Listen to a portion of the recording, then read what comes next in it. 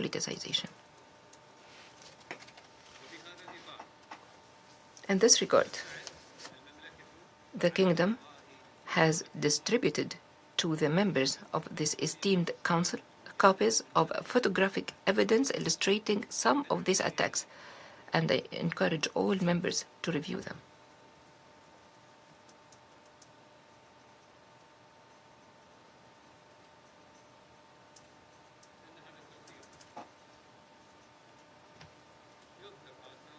This visual documentation shows the damage inflicted on vital industrial facilities, occupied residential buildings, and civilian and educational facilities. You can see it. These images represent only a small sample of the overall destruction. Yet, they are sufficient to reveal the true nature of these attacks. The deliberate targeting of civilian lives, not military objectives, as falsely claimed by Iran. Mr. President,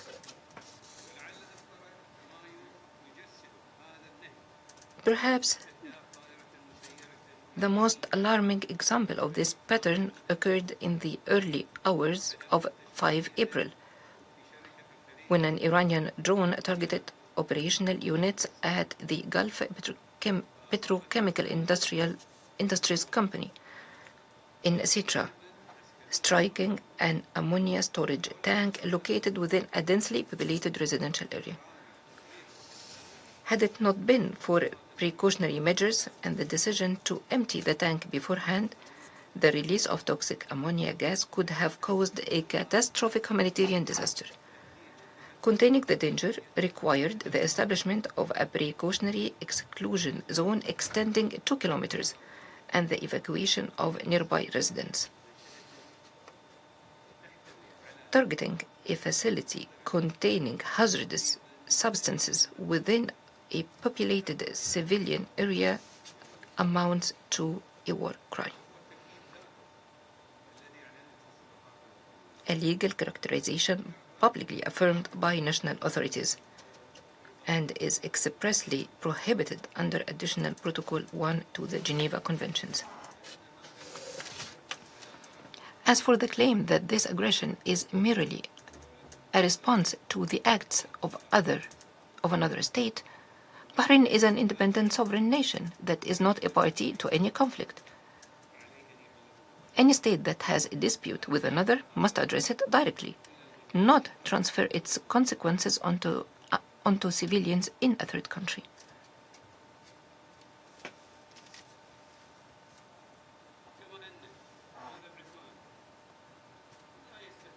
Nor is this aggression directed solely against Bahrain. It threatens the security of the entire region. It has coincided with attacks in the vicinity of Kuwait International Airport, one of the most important civilian facilities in the state of Kuwait, posing a grave threat to civil aviation safety and the security of international air navigation. Matters that should be of serious concern to this Council. And these attacks launched by Iran and its proxies are not confined to any single state. This Council previously convened an emergency meeting at Bahrain's request following an attack by a drone on the Baraka nuclear power plant in UAE, causing a fire in an external electrical generator and bringing the region to the brink of a nuclear safety disaster.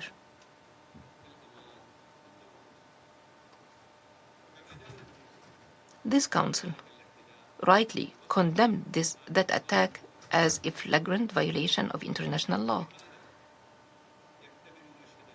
Taken together, The pattern is unmistakable. From a chemical facility to a civilian airport to a nuclear power station. These are not military targets, as Iran claims, but part of a systematic campaign against the critical infrastructure upon which civilian life in our countries depends. These attacks constitute a clear violation of the Charter of the United Nations and Security Council Resolution 2817, which was supported by 136 member states. Even more troubling, they continued after Iran committed under the Memorandum of Understanding to a permanent cessation of military operations, only to breach that commitment within days. This is not an isolated incident. It forms part of a recurring pattern of failing to honor international commitments, demonstrating that what ultimately matters is not who signs an agreement, but who faithfully implements it. Mr. President, in light of the foregoing, the Kingdom's principal demand is the immediate and complete cessation of these attacks. Accordingly, the Kingdom calls upon this esteemed Council to reaffirm its condemnation of the repeated Iranian attacks, require the Iranian regime to cease them immediately, and fully comply with Resolution 2817 and its obligations under international law, and establish an effective mechanism to monitor implementation and ensure accountability. The Kingdom further reaffirms its inherent right of self-defense under Article 51 of the Charter of the UN, while remaining fully committed to exercising the utmost restraint and to pursuing peaceful solutions. The credibility of this Council is measured by its ability to protect peaceful nations and deter aggressors.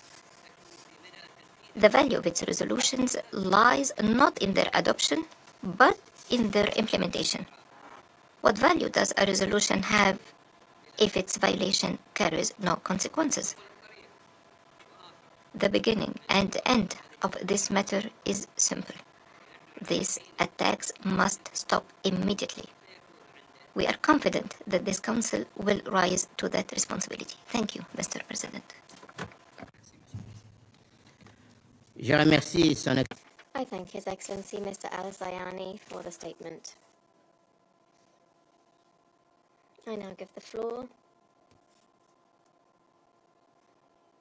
to the representative of Greece. Thank you, President.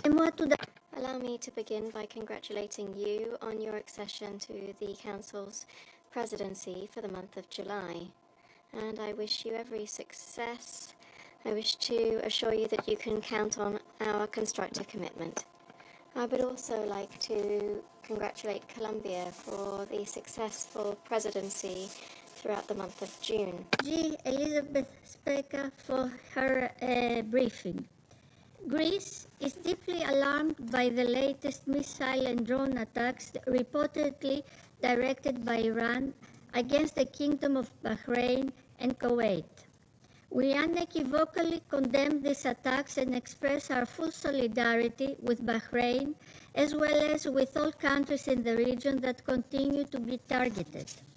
Our GCC partners did not seek to be drawn into this conflict and should not be exposed to attacks on their territory, people, or critical infrastructure. These actions are a clear violation of Security Council Resolution 2817 of the Charter of the United Nations and of international law. From the outset, Greece has stood by her GCC partners. Moreover, in this new environment in the Middle East, GCC countries are indispensable partners to collectively act and shape a regional security architecture which will ensure long-term security and stability, safeguarding the sovereignty and territorial integrity of Bahrain and other countries in the region.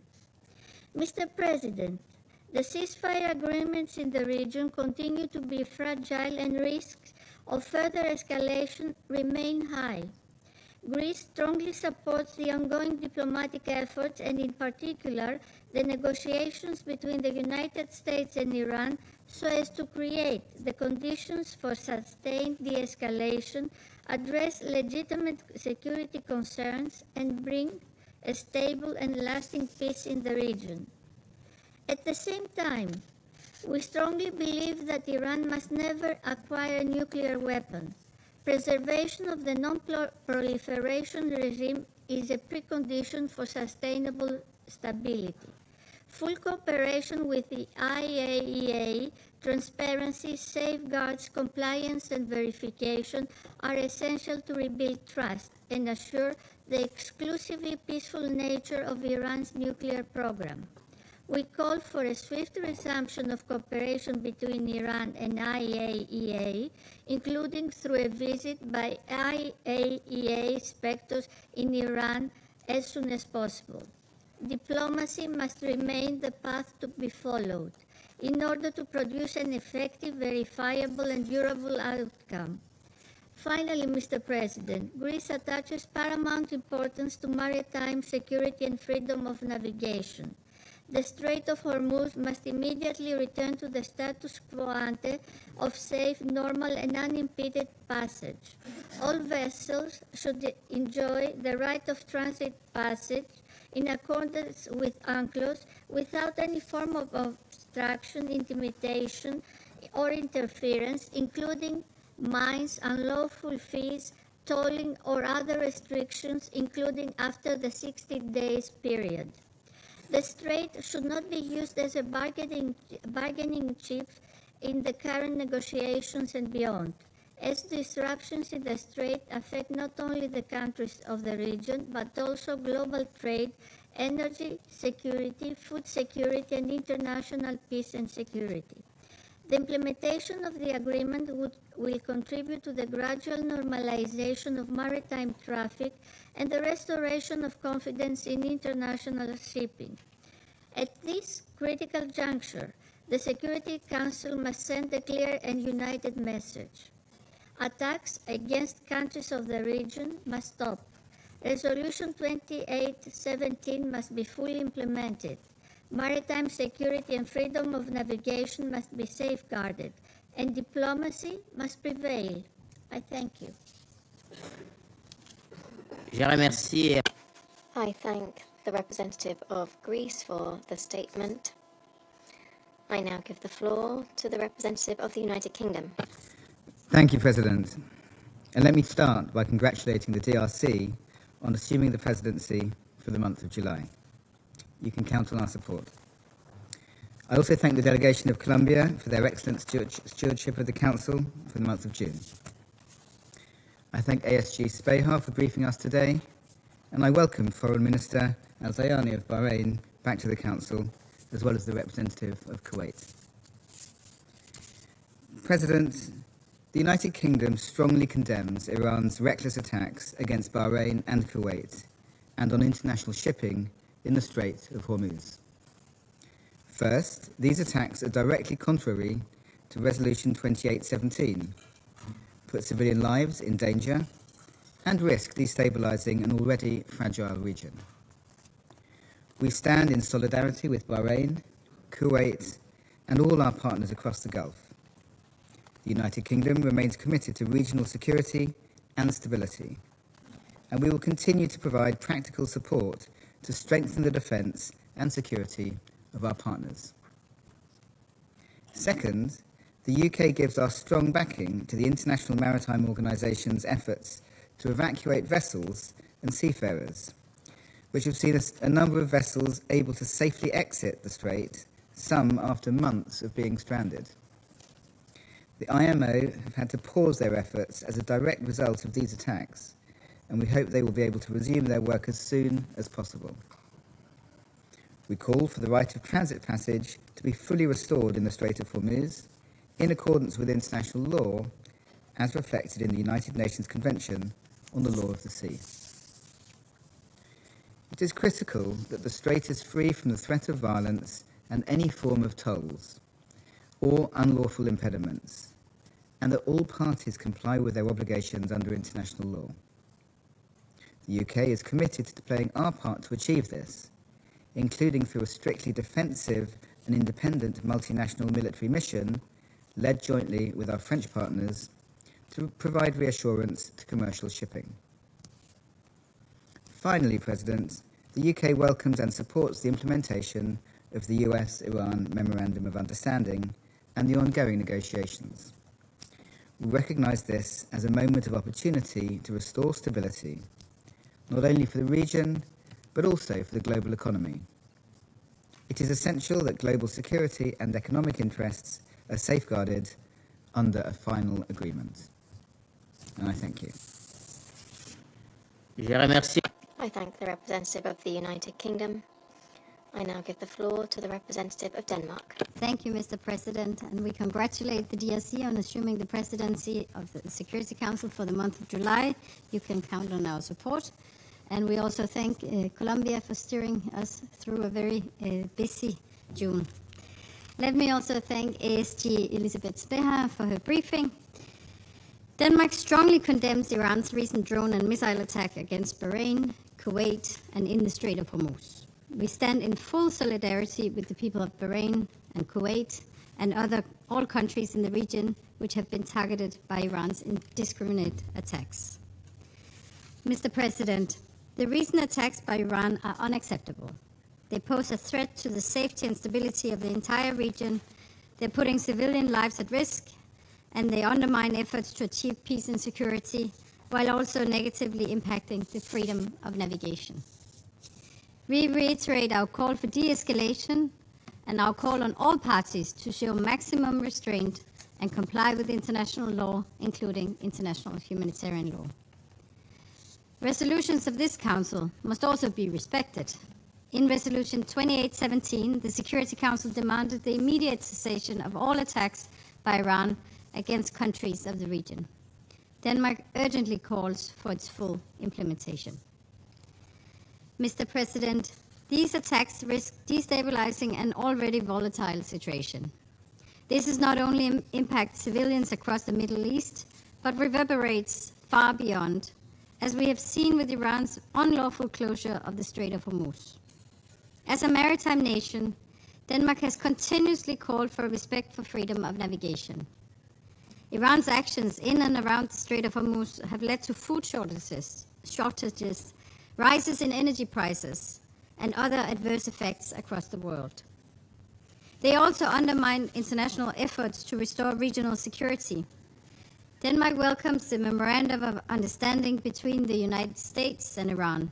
We also thank Pakistan, Qatar, and all other mediators for their efforts. This agreement represents a moment of opportunity to restore regional stability, restore a fully open Strait of Hormuz with safe passage, and ensure that Iran never acquires a nuclear weapon. It is vital that the ceasefire is sustained, and we encourage the parties to continue negotiations within the framework of the MOU to achieve a permanent end to this war. In closing, we reiterate our call for de-escalation and a durable solution. Denmark remains committed to ensuring freedom of navigation in the Strait of Hormuz and supporting efforts to safeguard peace, security, and stability in the Middle East and beyond. I thank you. I thank the representative of Denmark for the statement. I now give the floor to the representative of Panama. Thank you, Mr. President. We'd like to thank Ms. Elizabeth Speha, Assistant Secretary General for the Department of Political and Peacebuilding Affairs, for her briefing. Furthermore, we welcome His Excellency Abdullatif bin Rashid al-Zayani, Minister for Foreign Affairs of the Kingdom of Bahrain. We also recognize here the presence of the permanent representatives of the State of Kuwait and the Islamic Republic of Iran, who are joining us for this meeting. Excellencies, we regret that the reason for this meeting is a fresh indiscriminate attack against the Kingdom of Bahrain and the State of Kuwait, perpetrated in blatant violation of their sovereignty and territorial integrity and in contravention of the Charter of the United Nations and international law.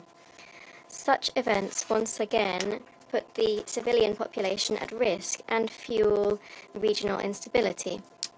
We cannot allow such action to become normalized.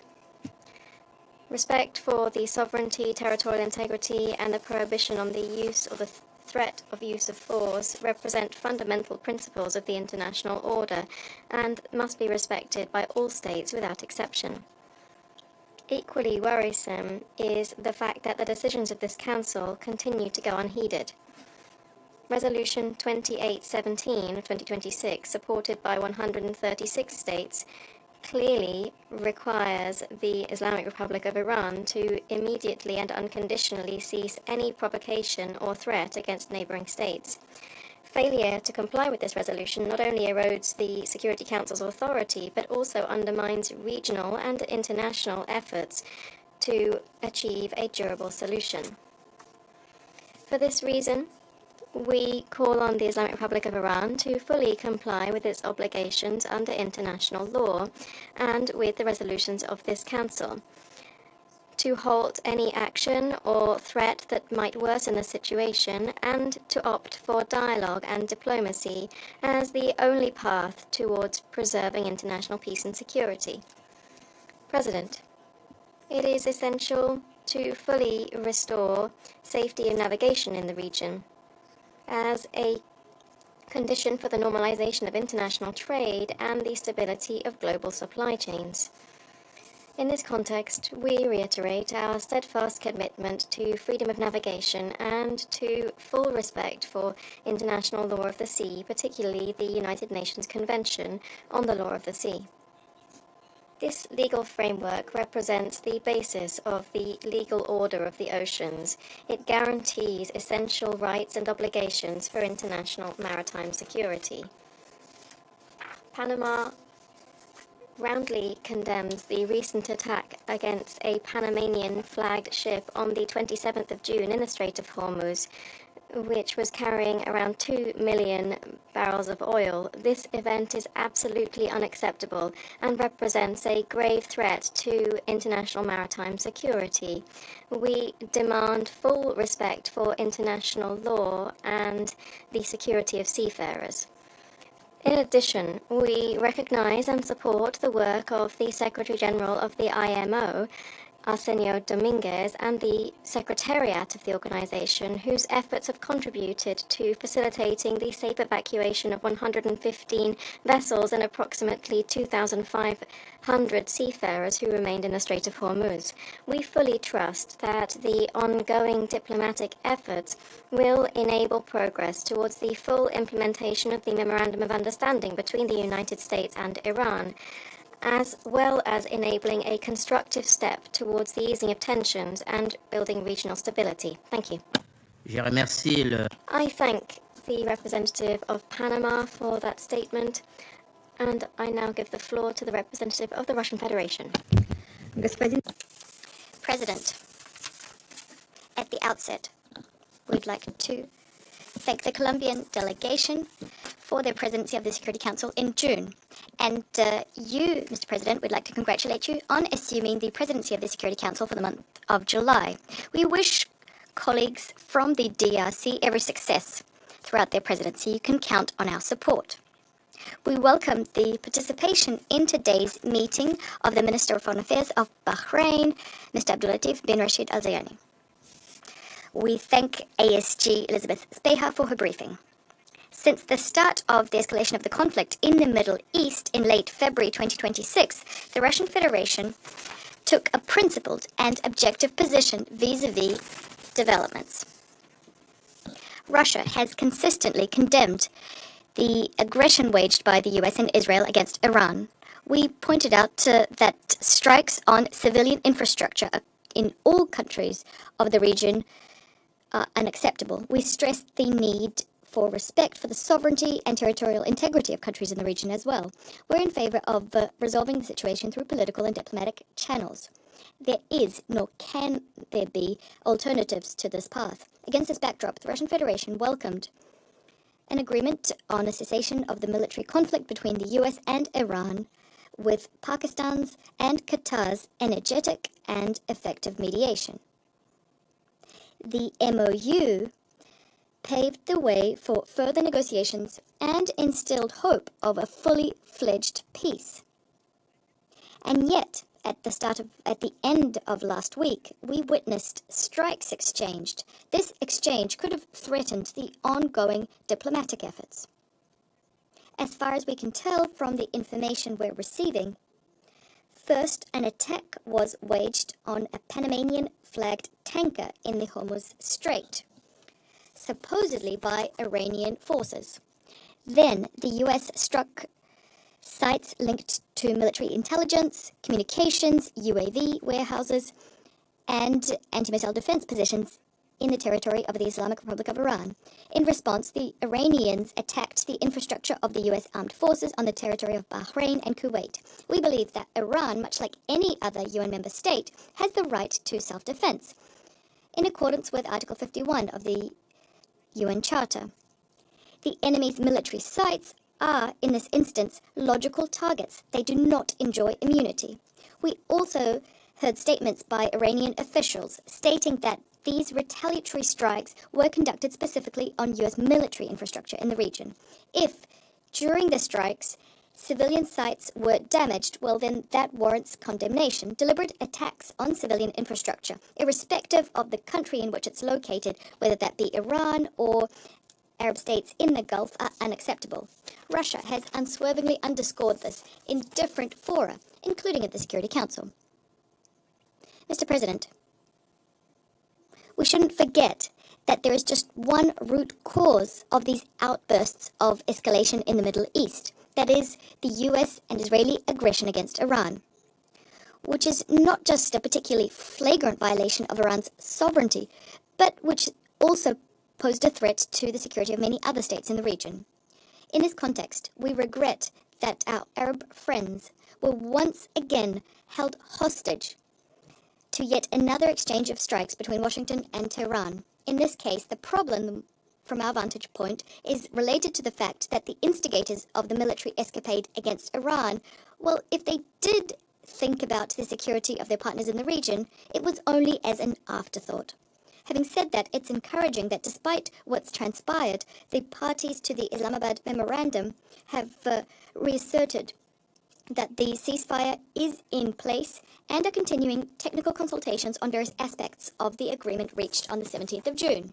We stand convinced that during this very sensitive period, heavy with responsibility, it's necessary to unswervingly implement the understandings crafted by Washington and Tehran, so as to ensure there are no new flare-ups of conflict throughout the entire Middle East, including Lebanon. We expect that work on a comprehensive agreement will facilitate the restoration not only of lasting peace, but also trust between our friends on both sides of the Persian Gulf. We expect that the outcome of these efforts will be the resumption of unfettered and safe navigation in the Hormuz Strait, which would benefit the energy and the food security of the states of the global south. The Russian Federation is open to facilitating the crafting of a comprehensive long-term agreement between the US and Iran, as well as a broader regional agreement, should there be demand for our assistance. Against this backdrop, we'd like to once again draw your attention to the updated version of the Russian concept for collective security in the Persian Gulf zone, which we transmitted to our Arab and Iranian partners at the end of May. This document calls for gradual steps towards unblocking conflict situations, the principle of equal and indivisible security, the development of confidence-building measures, as well as ensuring the freedom of navigation in the Hormuz Strait on the basis of international law. We hope that this initiative will inject momentum into a substantive discussion on how we can build a post-conflict architecture of international relations in the region. We stand ready to continue providing diplomatic support to efforts aimed at stabilizing the situation in the Middle East. Mr. President, on a separate note, we'd like to underscore that the Security Council bears a special responsibility for maintaining negotiations and creating conducive conditions thereto. The Security Council should take a balanced and objective stance. We should avoid whipping up further tensions by making sudden moves, leveling politicized allegations, and ignoring the overall context of the situation. Any possible initiatives should be equidistant and aimed at ensuring a comprehensive settlement. Russia is unswervingly ready to take a constructive role in crafting an overall Security Council position on this issue. I thank you. I thank the representative of the Russian Federation, and I now give the floor to the representative of the United States. I want to congratulate the DRC for its presidency, and I would like to welcome once again Foreign Minister Zayani to the Council, and thank you, Assistant Secretary General Sperhar, for your briefing. Colleagues, 3 months ago, through Resolution 2817, led by the Kingdom of Bahrain, this Council stood with our friends in the Gulf without opposition, as their hospitals, as their airports, energy infrastructure, resorts were under blistering fire from Iranian drones and missiles. And I'll tell you, personally, on a personal note, I was just in the Gulf, in the Kingdom, along with the United Arab Emirates and other partners that have been indiscriminately struck by Iran, with their civilian infrastructure repeatedly damaged. I visited some of the locations that the Iranians have hit, and if you have any doubt about Iran's intentions, I encourage each one of you to go. Go and talk with the Bahrainis, visit Manama,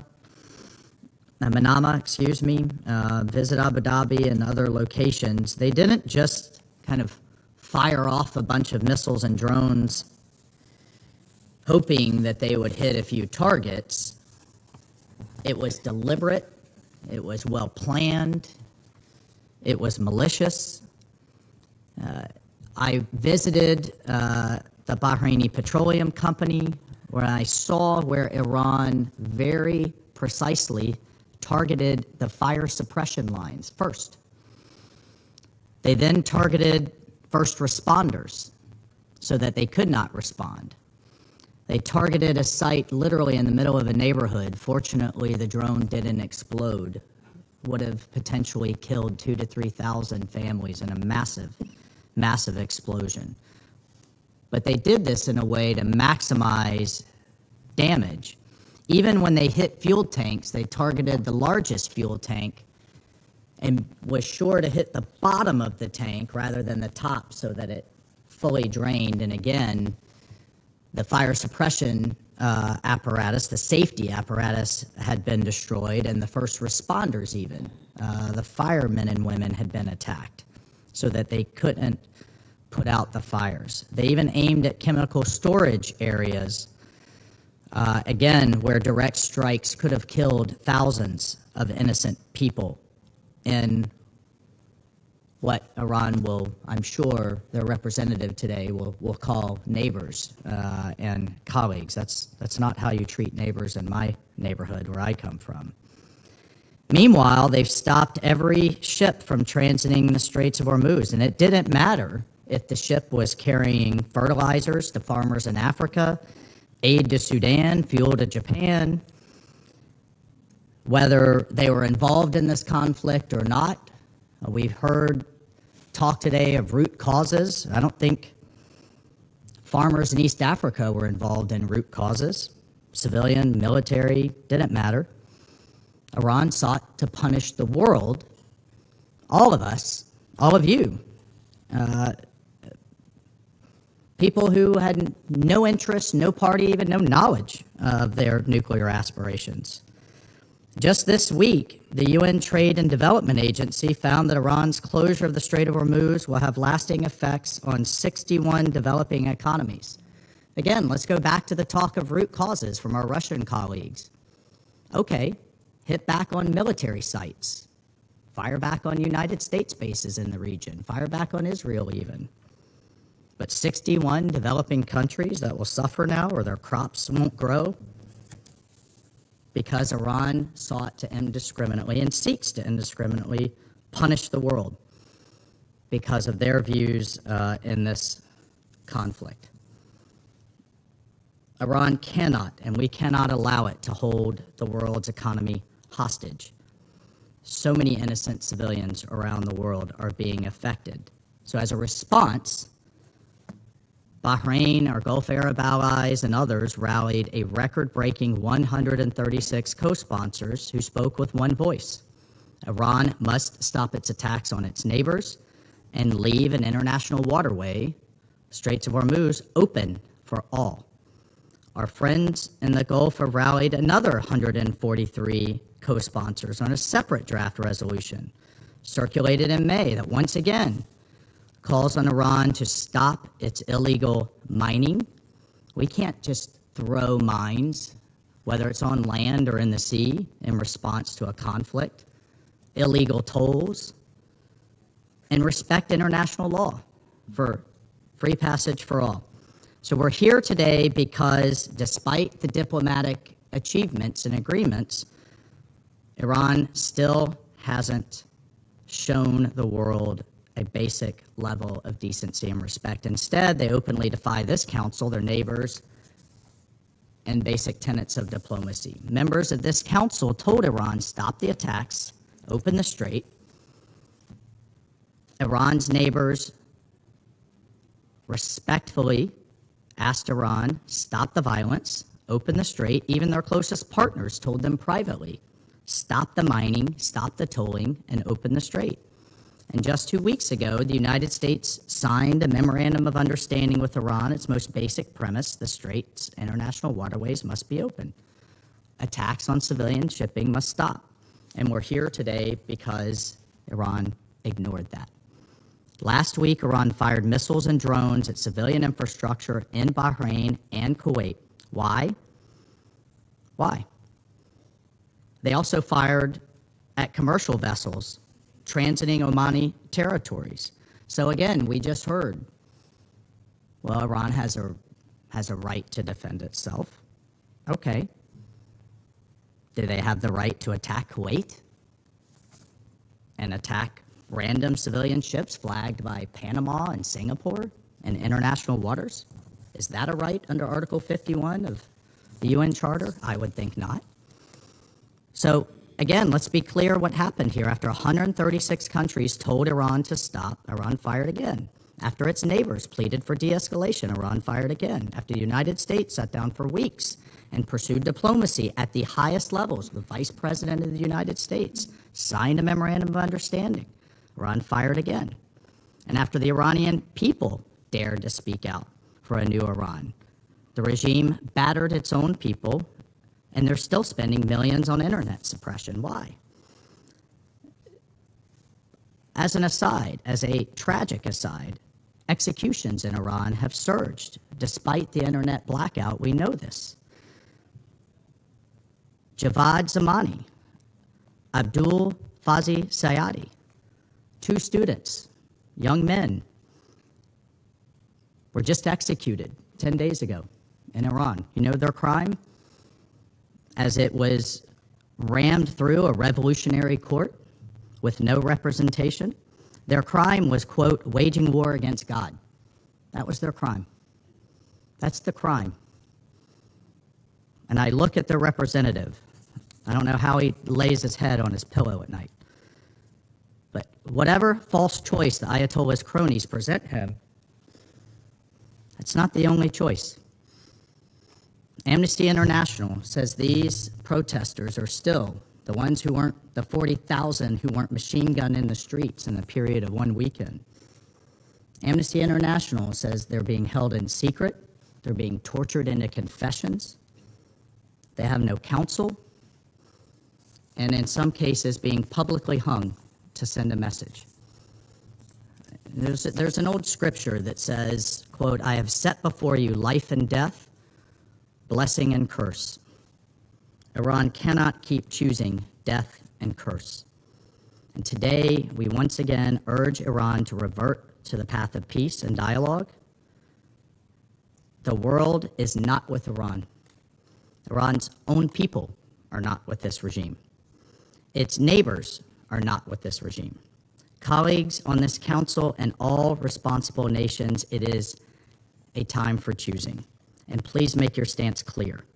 These attacks are fundamentally unlawful, they are inconsistent with the Memorandum of Understanding, and they are certainly in violation of this Council's Resolution 2817. And they're a disservice to the future of the Iranian people. I cannot stress enough the possibility of real, transformative, positive opportunity for the nation and people of Iran is on the table. But President Trump's patience is not unlimited. The world cannot continue to suffer, and Iran must abide by its obligations to this council that this council voted for without opposition, and the world must hold this regime to account. I thank you. I thank the representative of the United States. I now give the floor to the representative of Liberia. Thank you. Thank you, Mr. President. I have the honor to deliver this statement on behalf of the A3, namely the Democratic Republic of the Congo, Somalia, and my own country, Liberia. We thank the Assistant Secretary General for her comprehensive update on the latest developments in the region. The A3 congratulates you, Ambassador Zenon, and the Democratic Republic of the Congo on assuming the presidency for the month of July. Of course, you can count on the A3's full support. We thank the Colombian delegation for the stellar stewardship of the Council last month. We welcome the presence of the distinguished Foreign Minister of Bahrain in today's meeting, as well as the representative of Kuwait. Mr. President, the A3 is deeply alarmed by the recent attacks on Bahrain and Kuwait. The explicit admission of responsibility for these actions is no mere footnote. It is a warning flare over our already fragile region, signaling a dangerous escalation in the wider pattern of hostilities across the Middle East. These renewed escalations in the Gulf threaten to widen the circle of instability, endanger regional security, and send tremors through the global economy. At such a moment, the principles of international law cannot be treated as optional instruments of convenience, because in truth, they are the vital guardrails preventing crisis from becoming catastrophe. Therefore, we call for absolute respect for the sovereignty, territorial integrity, and the political independence of all states, especially the peaceful Gulf nations. We urge all parties to choose dialogue over brinkmanship, restraint over retaliation, and diplomacy over the dangerous illusion that force can deliver lasting security. In this regard, the A3 welcomes the June 17 signing of the Memorandum of Understanding between the United States and Iran, achieved through the mediation of Pakistan. We strongly urge all parties to strictly adhere to their ceasefire commitments and protect the integrity of these fragile talks. A diplomatic opening, once closed, is rarely easily restored. Recent military actions must not be allowed to extinguish the possibility of dialogue. Sustainable peace can only be built at the negotiating table, never on the ruins of confrontation. We reiterate our urgent call for the protection of civilians and civilian infrastructure. In every conflict, innocent lives must never become the currency of political calculation or military advantage. Commitments undertaken by the parties must be fully respected, faithfully implemented, and honored in good faith. Equally critical is the guarantee of freedom of navigation in international waterways, including the Strait of Hormuz. This is not merely a regional concern. It is a global necessity. No nation should mistake strategic waterways for levers of pressure, nor allow the arteries of international commerce to be held hostage to conflict. All parties must refrain from actions that undermine maritime security and the free flow of trade upon which the global economy depends.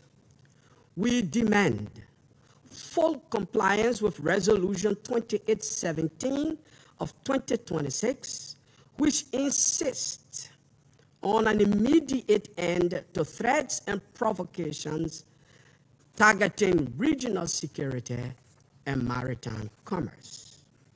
To conclude, Mr. President, this Council must help ensure that the region steps back from the edge and returns to the path of reason, restraint, and responsible diplomacy. The choice before all parties remains stark: either widen the flares of conflict or widen the doors of dialogue. The A3 urges the latter because in the Middle East, as everywhere, peace is not preserved by the loudness of weapons, but by the courage of wisdom. I thank you for your kind attention. I thank the representative of Liberia, and I now give the floor to the representative of Latvia. Merci, Monsieur le Président. Thank you, President. At the outset, I'd like to congratulate the Democratic Republic of the Congo on assuming its function as President of the Security Council for the month of July. We wish you every success. You can count on my delegation's support. I also thank Colombia for the excellent steering of Council's work last month. And I thank Assistant Secretary General Behar for her valuable contribution. And I do welcome the participation of His Excellency Abdullatif bin Rashid al-Zayani, Minister of Foreign Affairs of the Kingdom of Bahrain, to today's meeting, as well as the representative of Kuwait. Mr. President, we are once again meeting due to reckless attacks perpetrated by Iran, this time against Bahrain and Kuwait, on 28th of June, well after the signing of the Memorandum of Understanding on Cessation of Hostilities. These continuous attacks threaten regional stability, endanger the ceasefire agreement enshrined in the MOU. Latvia categorically condemns these attacks against civilians and civilian infrastructure, and we express our solidarity with Bahrain, Kuwait, and our partners in the Gulf. International law, international humanitarian law, must be respected by all parties at all times. And we reiterate that for diplomacy to succeed, a complete cessation of hostilities is critical, in full compliance with the Memorandum of Understanding and Resolution 2817. Iran must cease its campaign of unprovoked strikes against its neighbors and abandon any attempts to disrupt free and safe navigation through the Strait of Hormuz. This includes demining the strait and seizing any and all threats and attacks against maritime vessels. For months now, Iran has inflicted suffering on the most vulnerable around the globe by disrupting global supply chains, leading to spiking energy prices and endangering global food security. This follows decades of Iran's destabilizing activities in the wider region. And let me remind also the Council of the fact that Iran has supplied Russia with drones and missiles for its war of aggression against Ukraine, the same weapons it is now using against its neighbors in the Gulf. Mr. President, we reiterate our support for the ongoing negotiations between the United States and Iran and appreciate the mediation efforts by Pakistan and Qatar, among others. A long-term sustainable solution to the threat Iran poses to the international rules-based order must be found. And it is imperative to ensure that Iran never acquires a nuclear weapon, engages with the IAEA, and ceases its destabilizing activities in the region and beyond, including attempts to hold an international waterway hostage, in clear violation of the United Nations Convention on the Law of the Sea. Latvia will remain a constructive partner in these efforts, and we continue to call on Iran to comply with its obligations under international law. I thank you. I thank the representative of Latvia. I now give the floor to the representative of Pakistan.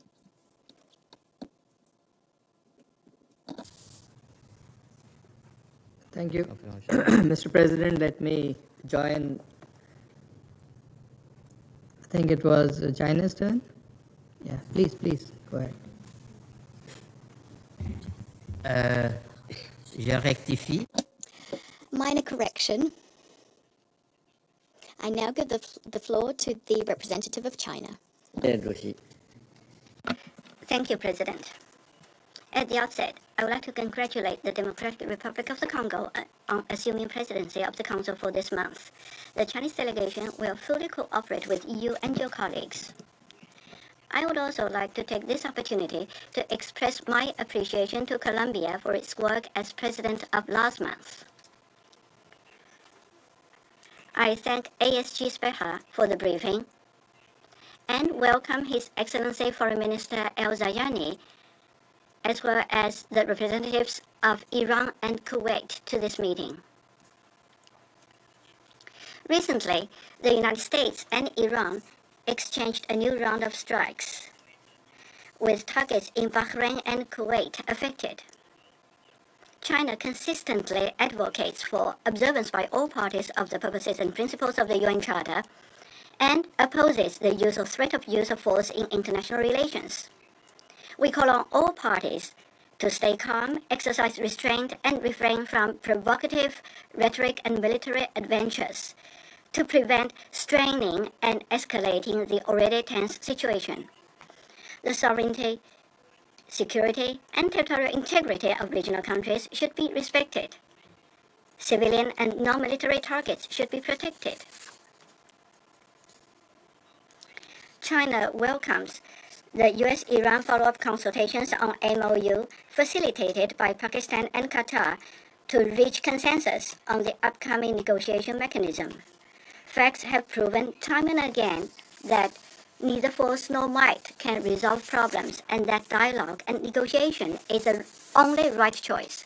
With the joint efforts by all, the conflict finally made a turn towards dialogue. However, the ceasefire remains fragile. Whether peace can truly be achieved depends on the joint efforts of all parties. China wishes to highlight the following 3 points. First, comprehensive ceasefire and cessation of hostilities must be consolidated. This war has already caused tremendous losses to countries in the region. The flames of war must not be allowed to flare up. The US and Iran should maximize good faith, implement the MOU in earnest, keep the momentum of negotiations going on, and overcome difficulties and interference with a view to reaching at an early date a comprehensive agreement that is mutually agreed upon by themselves, accepted by regional countries, and welcomed by the international community. Second, normal navigation in the strait must be resumed as soon as possible. The Strait of Hormuz is a strait for international navigation.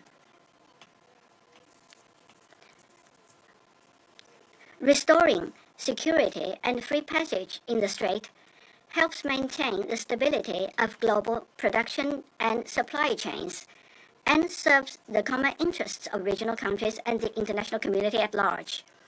The arrangements for the strait must respect the coastal state's sovereignty and legitimate rights and interests, while also complying with international practice and the common aspirations of all countries. Third, relations among regional countries must be improved. The Middle East, including the Gulf, cannot once again become an arena for the rivalry among big powers or fall victim to geopolitical games. China supports regional countries in achieving genuine strategic autonomy, upholding a common, comprehensive, cooperative, and sustainable security concept, resolving differences through dialogue and consultations, exploring a new regional security architecture, and firmly taking their destiny into their own hands.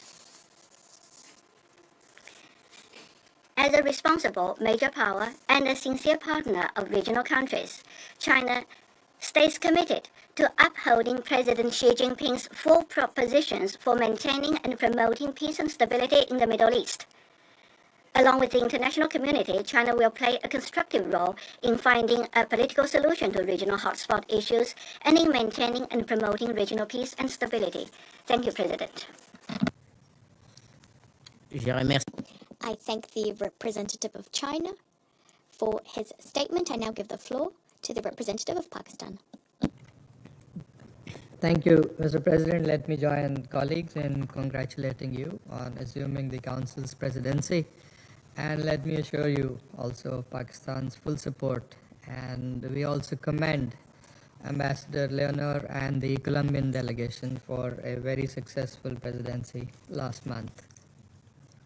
I would also like to welcome the presence of His Excellency al-Zayani, the Honorable Foreign Minister of Bahrain, in today's meeting, and we have listened attentively to your statement. We also welcome the participation of the representatives of Iran and Kuwait in this meeting.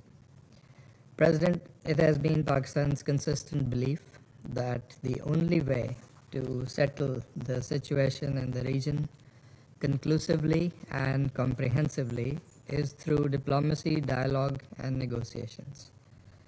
From the outset, Pakistan has maintained a principled position with respect to the inadmissibility of any use of force outside the bounds of international law. The unwarranted strikes against Iran and those targeting the GCC countries. Pakistan has been categorically condemning attacks against the GCC countries and once again expresses its full solidarity with our brothers and sisters in Bahrain and Kuwait. We had all along cautioned that if not contained, this conflict would directly impact the peace and security situation in the region with the potential of wider geographical conflagration. President Pakistan initiated its mediation efforts out of a deep sense of responsibility towards promotion of regional and global peace and stability and the protection of precious lives and livelihoods.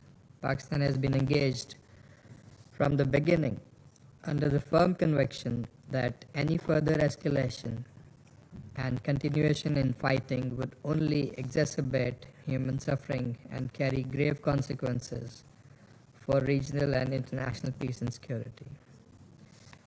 The conclusion of the Islamabad Memorandum of Understanding between the Islamic Republic of Iran and the United States of America reflects a victory of robust and determined diplomacy. Our efforts are aimed at saving lives, de-escalating the situation, and opening the space for structured dialogue leading to an enduring mutual understanding and a final deal. We thank the parties and our partners, especially Qatar, Saudi Arabia, Turkey, Egypt, as well as China, for reposing their trust in and support for Pakistan's mediation efforts. Pakistan has stepped up its diplomatic engagement with key regional and international stakeholders to facilitate earnest follow-up and implementation of the Islamabad Memorandum of Understanding by Iran and the United States, in line with the Pakistan-Qatar joint statement issued on 21st of June 2026. And yesterday, Pakistan and Qatar concluded separate meetings with the US and Iranian negotiators in Doha, with positive progress made on issues related to the Islamabad Memorandum of Understanding, building on the outcomes of the Lake Lucerne Summit. The parties agreed to continue discussions over the coming period, with the next meeting to be scheduled at the earliest possible time. So we remain hopeful and optimistic that we will continue to see meaningful progress in the coming days. Pakistan's leadership remains engaged with the parties, our partners, and the regional countries. We continue to facilitate dialogue and confidence-building measures to prevent any escalation and to sustain the diplomatic engagement. From our perspective, the fact that the talks are continuing and the parties are on the negotiating table is a significant positive outcome. The channels of communication remain open, and we are persisting in our efforts geared towards ushering peace, security, and tranquility that will benefit the entire region and all countries without exception. I thank you. Je remercie le représentant du Pakistan. I thank the representative of Pakistan. I now give the floor to the representative of Colombia.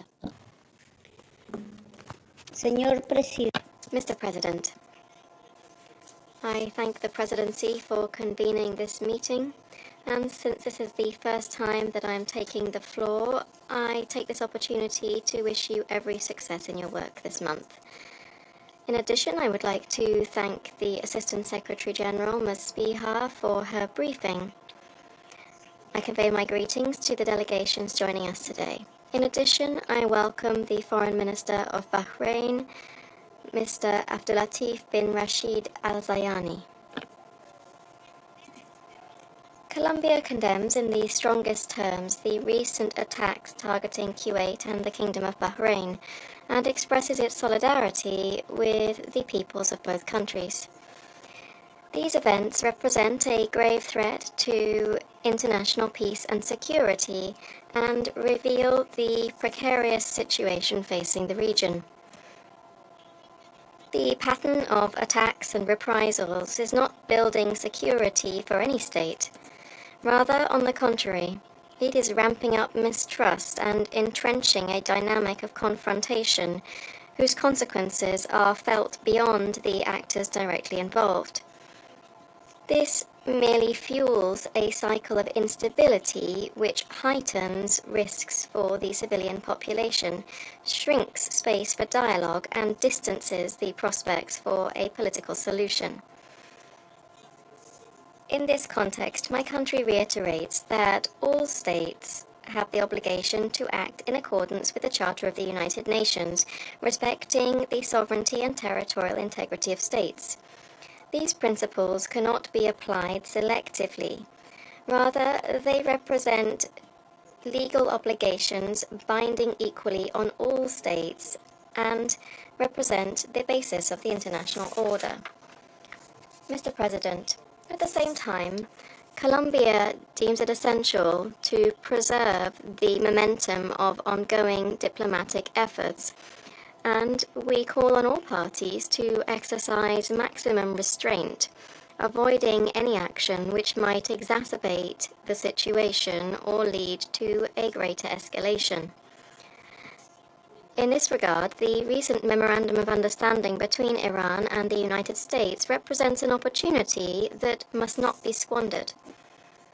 Although the events over the last few days have highlighted the fragility of this process, they also bear out the need to step up efforts to prevent the current escalation from either reducing or shutting off the political space that has begun to emerge. It is incumbent on all parties to act with the necessary responsibility and consistency to ensure that this opportunity gives rise to concrete results and is to the conditions that are conducive to reaching a lasting agreement. Colombia reiterates that only through respect for international law, good faith, and the peaceful settlement of disputes will it be possible to prevent a greater escalation and to preserve international peace and security. Thank you very much. I thank the representative of Colombia for her statement. I now give the floor to the representative of France. Thank you, President. Congratulations on acceding to the presidency of the Council. Without a doubt, you have our full support, and also our congratulations to Colombia on the very dense, active Colombian presidency in June. I thank ASG Speha for political affairs. Ms. Speha, thank you for your very specific briefing. The Council is meeting at the behest of the Kingdom of Bahrain. France would like to extend its greetings to the Minister of Foreign Affairs, His Excellency Mr. Abdullatif bin Rashid al-Zayani. We're meeting at the request of Bahrain following Iranian drone strikes on Bahrain on the 28th of June, attacks which resulted in the destruction of residential buildings in particular. These attacks, as well as Iranian ballistic missile attacks on Kuwait, attacks waged on the 27th of June, are unacceptable. These attacks constitute a flagrant violation of Resolution 2817, adopted by the Council in March of this year. France condemns these Iranian attacks in the firmest possible terms. We reiterate our unswerving commitment to the security, sovereignty, and the territorial integrity of all our partners in the Middle East. Since the start of this crisis, France has stood side by side with our partners as they faced unilateral attacks on their territory by Iran. We remain fully committed to participating in their defense. President, these attacks once again demonstrate the need for a lasting and comprehensive de-escalation in the region. The MOU, signed by the US and Iran, must pave the way for a lasting diplomatic solution, one capable of restoring the security and stability of the region, as well as of stabilizing the global economy. France supports the mediators' efforts, as well as those of all parties, geared towards ensuring the discussions make headway and are concluded, and this across the various chapters. First and foremost, we must move without delay towards a complete reopening of the Hormuz Strait. The resumption of maritime traffic without restrictions, without tolls, is a necessary precondition for regional stability and the stability of the global economy. Attacks on commercial vessels must end immediately. Navigation through the strait without any must remain free, unconditional, and unrestricted, in keeping with the law of the sea. France, together with the UK and almost 30 states from various continents and the region, put forward the initiative of an independent, neutral, and defensive multinational mission, which stands ready to contribute to efforts to restoring the conditions for the safety of navigation throughout this international maritime route. This mission could participate in the demining of the strait and accompany commercial vessels transiting the strait. Dialogue is ongoing with all of the stakeholders to that end. Mr. President, Detailed negotiations are also underway on the nuclear issue. We fully support efforts seeking to craft a robust agreement on non-proliferation, guaranteeing in a verifiable way that Iran never acquires a nuclear weapon.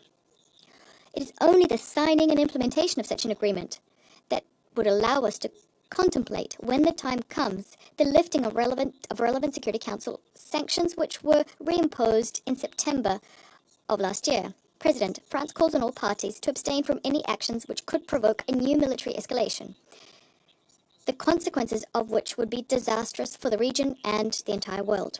We also call for perseverance on the path towards a diplomatic settlement. France is mobilized to contribute alongside parties to the enthronement of lasting peace. I thank you. Merci, le représentant.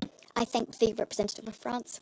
I now give the floor to the representative of the Islamic Republic of Iran.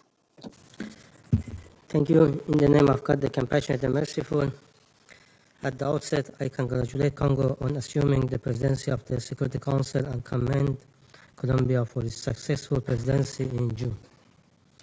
We have taken note of the statement delivered by the ASG, Ms. Espeha. Mr. President, at the time when technical talks facilitated by our Pakistani and Qatari brothers are focused on implementing the Islamabad Memorandum of Understanding, the Council is expected to refrain from convening a meeting that risks undermining these ongoing affairs. I categorically reject the baseless allegation made by the United States. Once again, the representative of the United States has resorted to lies and disinformation against Iran. The facts are clear. In the midst of diplomatic negotiation together with the Israeli regime, the United States betrayed diplomacy twice and launched 2 wars of aggression against Iran in blatant violation of the Charter of the United Nations and international law. These violations constitute a grave threat to international peace and security. I also reject the unfounded accusation made by certain Western members of the Council and the representative of Bahrain. Instead of addressing the root cause of the current crisis, they have ignored the unlawful aggression committed against Iran, remained silent in the face of these serious violations, and sought to shift blame onto the victims. Their double standards and hypocritical behavior have deprived them of any credibility to lecture others. Against this background, I would like to make the following points. First, Iran is the main victim of the wars of aggression launched by the United States and Israeli regime. The role of the victims and aggressor must not be reversed. The United States and Israeli regime have flagrantly violated the UN Charter and international law, including international humanitarian law, by imposing 2 unjustified and unwarranted wars against the Iranian people. During the attacks in June 2025 and between 28 February and 8 April 2026, the United States deliberately targeted civilians and civilian infrastructure, including hospitals, sport facilities, schools, and cultural sites. Even the President of the United States and other senior U.S. officials publicly admitted to and openly boasted about committing these heinous war crimes against the Iranian people and civilian infrastructure. More than 4,800 civilians, including women and children, were killed. The killing of schoolgirls in Minab remains one of the most horrific examples of this atrocious crime. The Security Council failure to discharge its responsibilities has reinforced impunity and emboldened further unlawful acts. The United States and the Israeli regime bear full responsibility for all the consequences of these wars of aggression and must be held fully accountable. Second, the United States has repeatedly violated the 8 April ceasefire and its commitments under the Islamabad Memorandum of Understanding by launching further attacks against Iran's sovereignty and territorial integrity. Iran has exercised its inherent right of self-defense in accordance with Article 51 of the Charter. Its defensive measures were directed against U.S. military facilities and bases, and is assessed in the region from which attacks against Iran were launched. We strongly condemn the United States' recent air attacks and aggression of 27 June 2026 against Iran's southern coastal facilities, which constituted a flagrant violation of Article 2, Paragraph 4 of the Charter, as well as a clear breach of Paragraph 1 of the Islamabad MOU. Third, certain members referred to the politically motivated Resolution 2817. Iran's position regarding Resolution 2817 is clear, consistent, and well documented in the communication circulated as official document of the Security Council. Iran has rejected this politically motivated resolution. The resolution was adopted through a one-sided and politicized process and ignored the root cause of the crisis, denied Iran's inherent right of self-defense, and failed to determine the United States and Israeli regime as aggressors. No Security Council resolution can deprive a member state of its inherent right of self-defense under the UN Charter. Should aggression against Iran continue, or should the United States continue to violate the MOU, Iran will continue to exercise this inherent right to protect its sovereignty and territorial integrity.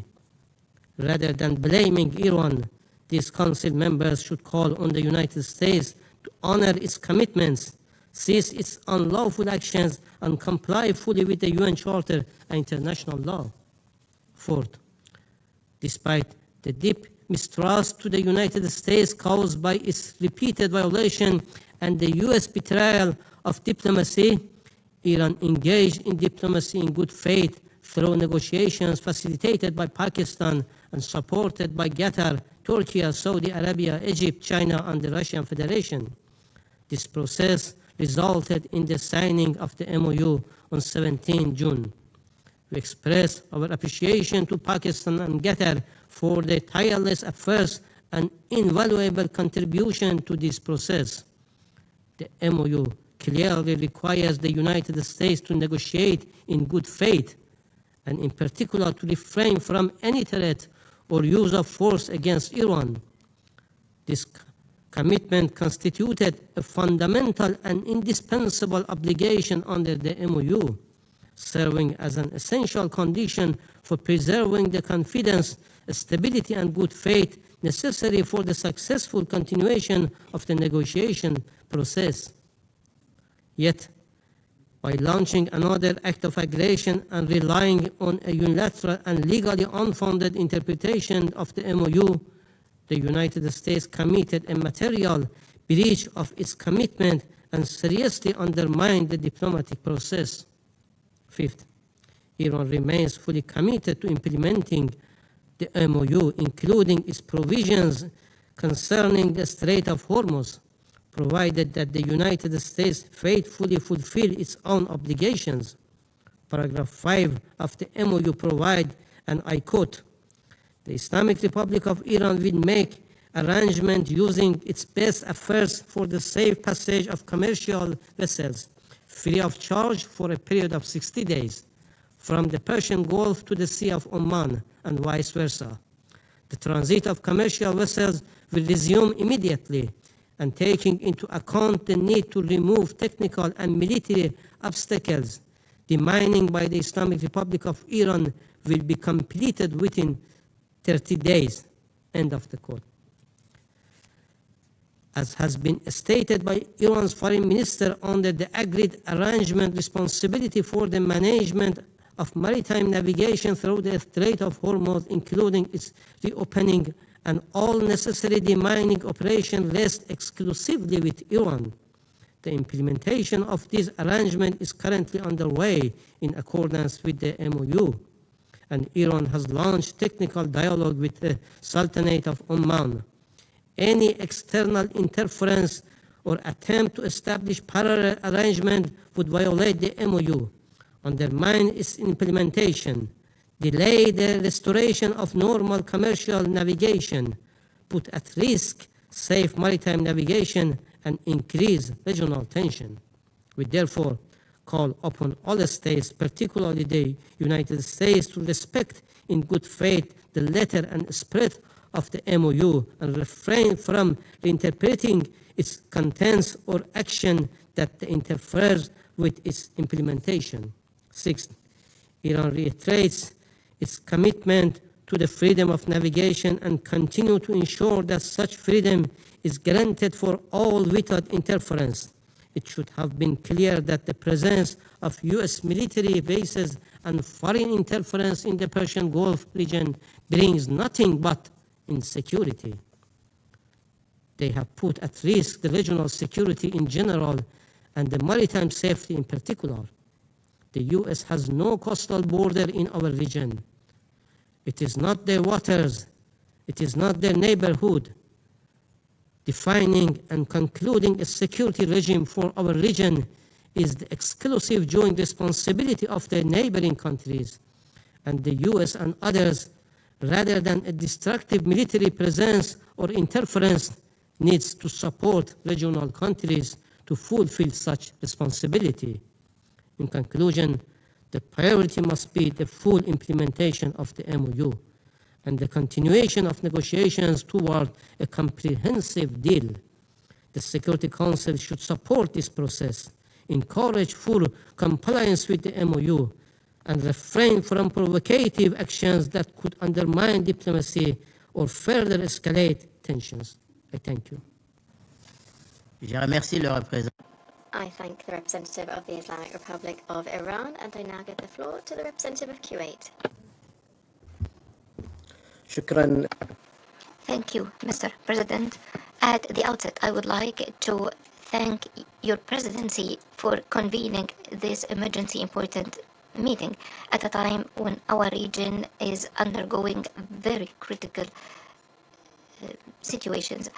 Against the backdrop of the continued escalation that undermines sovereignty and territorial integrity of countries and is a threat to international peace and security, despite the glimpses of hope, we thank ASG for her briefing.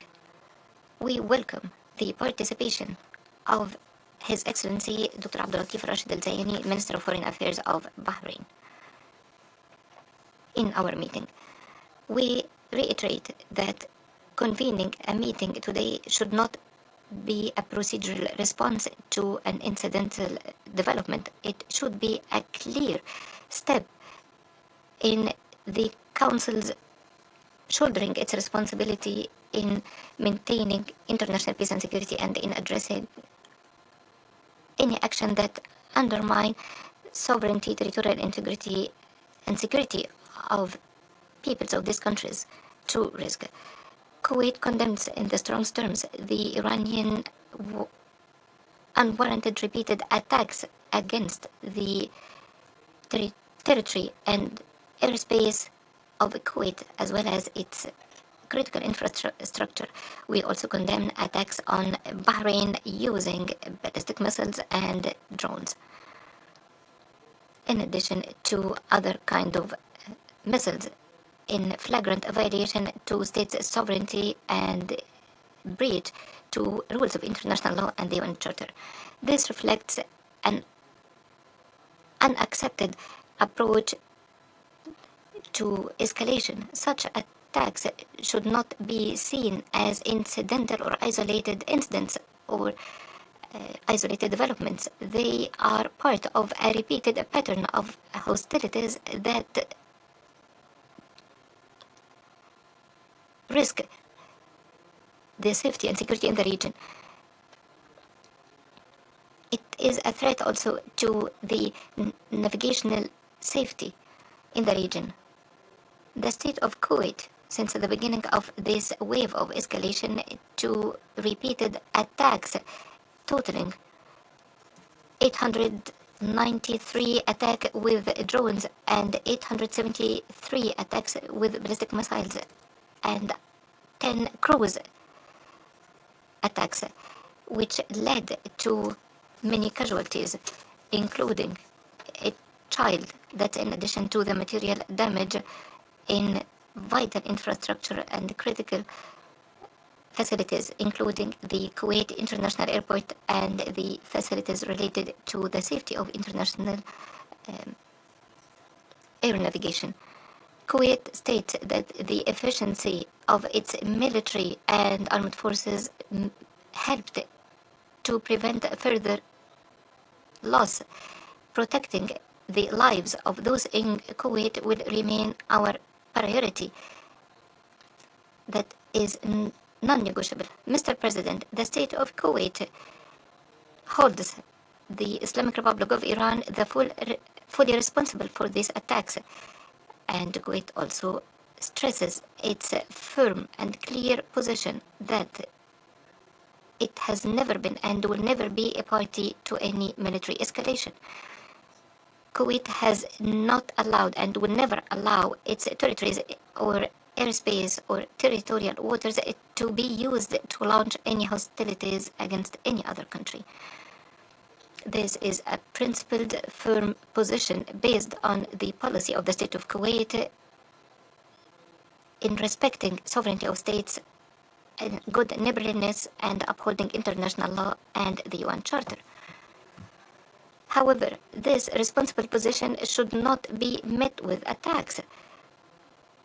Restraint should not be used as a pretext to target sovereignty or for neighboring countries to bear the consequences of confrontations not of their choosing and to which they have not been a party. State sovereignty are not a political margin that could be overlooked in cases of tension. Peoples are not a lever of pressure in any confrontation. International law is not a selective obligation to be invoked when need and ignored in cases of escalation. Accordingly, Kuwait reiterates its call to immediately halt these hostilities and to respect sovereignty and territorial integrity of states and to refrain from the use or threat of use of force, and calls for the full compliance to rules of international law, including principles of good neighborliness and non-interference in internal affairs of states. Mr. President, Kuwait reiterates its full support and solidarity with the sisterly Kingdom of Bahrain in all efforts and measures it is taking to protecting its sovereignty, territory, and peoples. The security of Kuwait and of Bahrain and of GCC countries are integrated and inseparable. Any threat to one country is a threat to all other countries. Our stability is joint and common. The state of Kuwait commends the Gulf, Arab, and international positions which condemned these attacks, and we see in this condemnation a clear message that the international community does not accept targeting safe countries and does not accept turning the territories, facilities, and airspace of these countries to an arena to transfer detentions. Mr. President, the Security Council has expressed through its resolution 2817 of 2026 its position regarding the attacks on countries of the region, including Kuwait, and on Bahrain. It reiterated the importance of respecting states' sovereignty and territorial integrity and to maintain maritime safety. Therefore, the state of Kuwait reiterates that the test to the credibility of the Council does not lie in adopting resolutions, but rather on implementing these resolutions and preventing the repeated violations.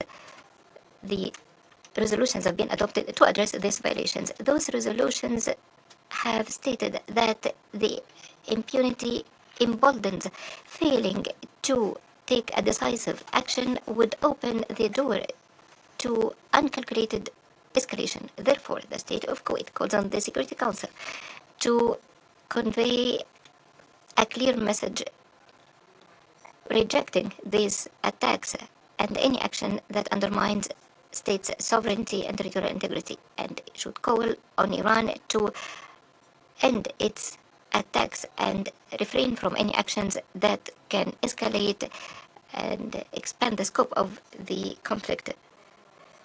Mr. President,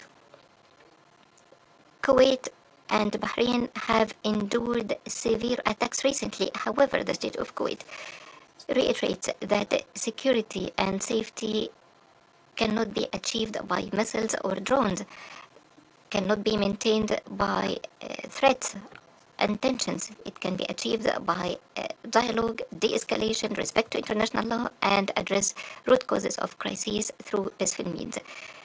In this connection, the state of Kuwait welcomes the diplomatic efforts that led to an MOU between the United States and Iran.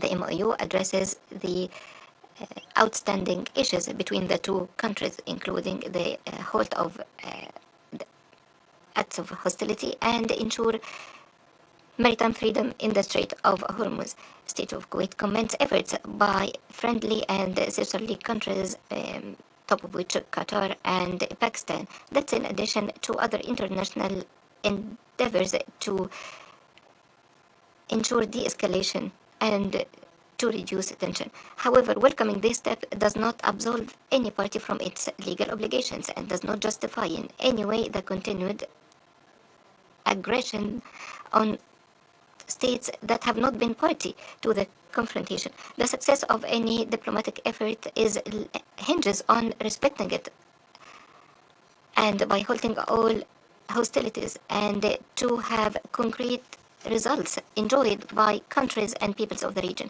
They should not remain ink on paper or a fragile framework destroyed by repeated attacks. The state of Kuwait reiterates that any future arrangements on the security in the region or the free navigation in the Strait of Hormuz should be based on the respect for international law, the principles of sovereignty and the right of coastal states, as well as the international navigational rights. It should not be at the expense of the GCC countries or without taking their legitimate interests into consideration. Mr. President, the state of Kuwait has proven throughout different crises that it is a state that believes in diplomacy and supports dialogue and upholds peaceful solutions. At the same time, it will not relent in defending its sovereignty, territorial integrity, security, and people. The restraint exercised by Kuwait is an expression of responsibility and wisdom. It's not a sign of weakness or a sign meaning that we accept the status quo. Upholding international law does not mean silence when it is violated. In conclusion, the state of Kuwait reiterates that the security of the Gulf is inseparable of the security of the region. Security in the region is not in the interest of the region, it is in the interest of energy, economy, international peace and security, and the state of Kuwait will remain committed in upholding international law, in supporting dialogue. It will continue to reject any attack against its sovereignty, security, or territorial integrity, or against its people. Thank you, Mr. President. Je remercie. I thank the representative of Kuwait for the statement. The representative of Bahrain has requested the floor to make an additional statement. I give him the floor. شكرا سيد الرئيس. Thank you, Mr. President. The Council, once again, has listened to a narrative that tries to twist the facts and to change the facts on the ground. However, facts are not measured by statements, but by documented acts. Mr. President, today's emergency meeting pertains to documented aggressions that targeted civilian objects infrastructure, residential areas, and vital facilities in the Kingdom of Bahrain in a clear violation of the Charter, international law, and IHL, and the Security Council Resolution 2817. These violations cannot be justified. No language can be used to justify them. No words can justify them. These violations continued few days after the signing of the Islamabad MOU. This begs legitimate questions vis-à-vis Iran's commitment to its international obligations and the principle of good intent in the implementation of agreements. Mr. President, respect of sovereignty and commitment to international obligations and non-use of force or the threat of the use of force, these are not selective principles to be applied when they serve the interests of a particular state. However, they are preemptory principles that the international law is based upon.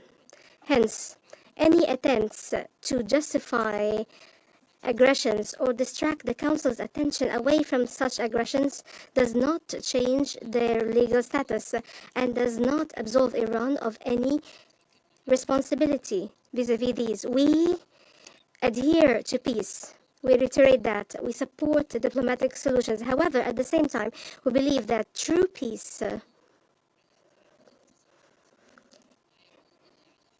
is only based on respect of commitments and obligations. Agreements are not measured by what is announced when they are signed, but rather by what is implemented afterwards.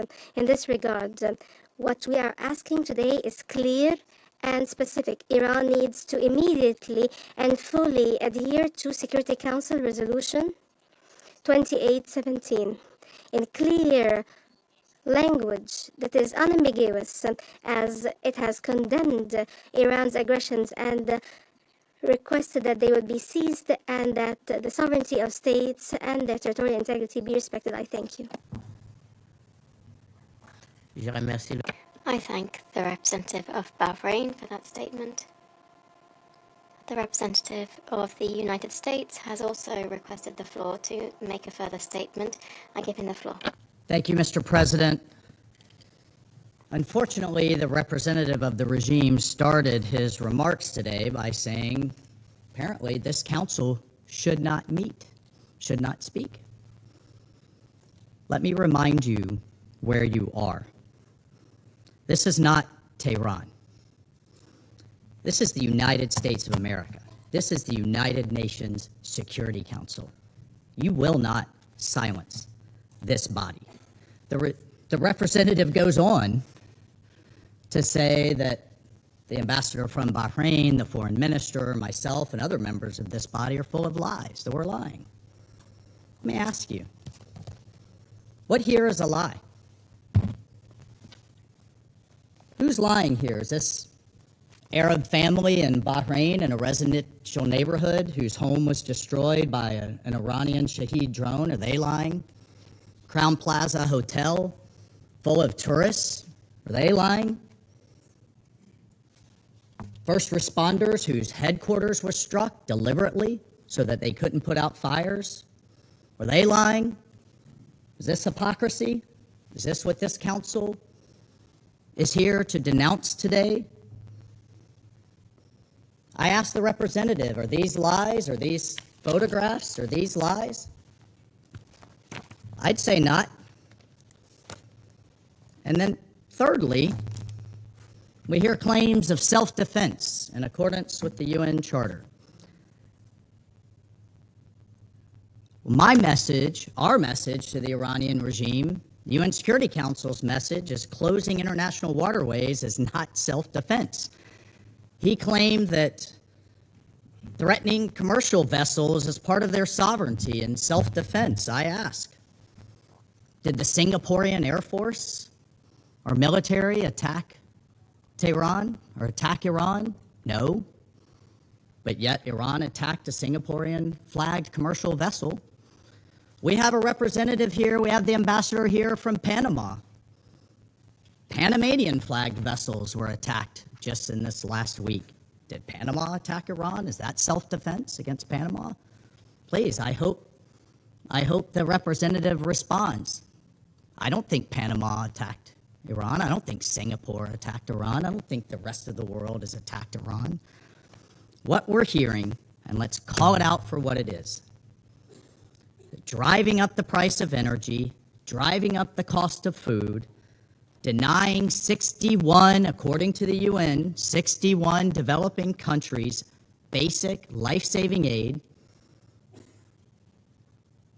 It is a cynical, sad, and sick attempt at global blackmail, plain and simple. And we need to be crystal clear from this body that it is absolutely unacceptable. The United Nations Security Council, if it has a backbone, won't stand for it. The world won't stand for it. And that we will hold this Iranian regime accountable for its attacks on our populations around the world through this sick attempt at global coercion. I thank you, Mr. President. I thank the representative of the United States for that statement. The representative of the Islamic Republic of Iran has asked for the floor to make a further statement. I give him the floor. Thank you. I would be brief. In response to my brother Jamal from Bahrain, there is no doubt that certain regional countries, including Bahrain, facilitated this aggression by allowing their territory and their space to be used by aggressors. The international responsibility alongside that the United States and Israeli regime is clear and undeniable. You know that according to the General Assembly resolution, providing your space and soil to aggressor is act of aggression. And I think that it should be clear for our neighboring countries that the presence of American and spaces in their countries not only does not bring security to their countries, but also make their countries vulnerable. And response to the representative of the United States, I ask him that maritime blockade is a collective punishment. You were in war with Iran. Why you prevent the international vessels could reach to the Iranian ports? You cannot deny the facts. The fact is that 70% of Americans and taxpayers oppose your administration war policy toward Iran. They believe that Americans' interests have been sacrificed for the Israeli interest.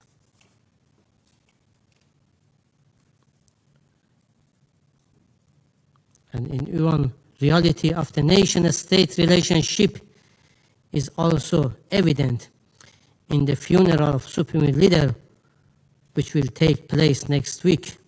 You can close your eyes and ears, but you cannot change the truth.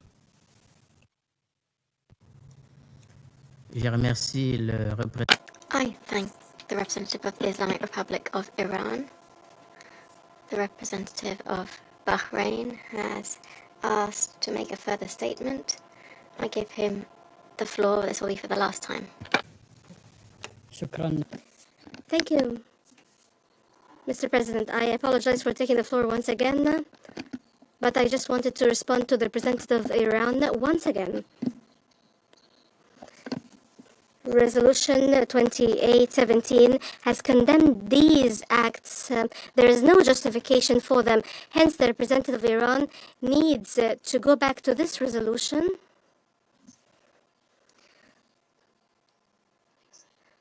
We're meeting here not to make statements, but to look at acts and crimes that are documented, committed by Iran in Bahrain and the region. Hence, the justifications and pretexts provided by the representative of Iran cannot be justified. And the best evidence is the resolution adopted by the Council 2817. Hence, I will not speak at much length. This is a call for them to read this resolution carefully. This is the voice of the international community against Iran and its attacks. Je remercie. I thank the representative of Bahrain for that statement. I see no further requests for the floor. The meeting is adjourned.